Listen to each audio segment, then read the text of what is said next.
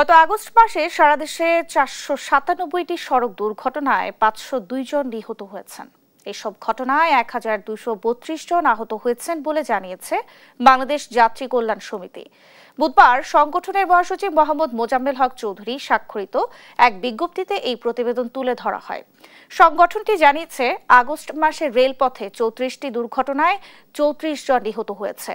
নৌপথে ২১টি দুর্ঘটনায় নিহত হয়েছে ২৭ জন, আহত ২২ জন ও ১৩ জন নিখোঁজ। সড়ক, রেল ও নৌপথে সর্বমোট ৫৫২টি দুর্ঘটনায় ৫৬৩ জন নিহত ও ১,২৬১ জন আহত হয়েছে।